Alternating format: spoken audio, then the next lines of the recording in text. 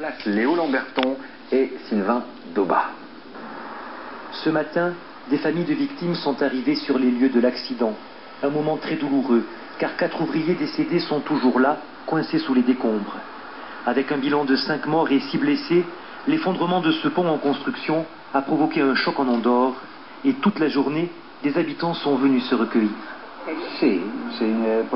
Oui, c'est une tragédie. 5 personnes sont mortes. Ça nous touche. C'est douloureux. Le dernier ouvrier dégagé au milieu de la nuit de cet enchevêtrement d'acier est mort peu de temps après. Les causes de l'accident ne sont toujours pas connues. Défaut du béton, du tablier du pont ou échafaudage instable.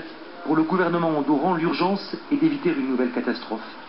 Nous venons de décider l'arrêt des travaux. Le gouvernement vient d'arrêter les travaux, vient de le communiquer aux entreprises.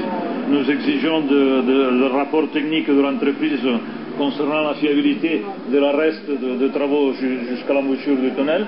Les victimes sont toutes portugaises et l'ambassadeur du Portugal, qui s'est rendu au chevet des blessés, nous déclare que c'est le 3e accident sur ce chantier. Les 2 autres fois, on a eu 2 morts, 1 mort chaque fois, mais cette fois-ci, ça a été vraiment catastrophique puisqu'on a eu 5 morts. Et toujours sur ce chantier, donc il y a dans le même chantier. Il y a un problème. C'est un chantier très complexe. Que se passe-t-il sur ce chantier? Y a-t-il des défauts dans la construction, des défauts sur la sécurité des ouvriers? Une enquête judiciaire et une enquête administrative vont tenter de répondre à ces questions. Des enquêtes qui s'annoncent Depuis plusieurs heures maintenant, et notamment à l'Hospitalet près l'Andorre, en Ariège.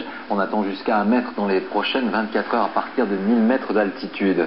Et c'est la pointe sud-ouest du pays qui connaît un bulletin d'alerte orange, bulletin qui sera maintenu cette nuit. Le vent et la pluie qui ont touché notamment le Pays Basque, comme ici à Biarritz, image signée Bernard Bonarme. Le froid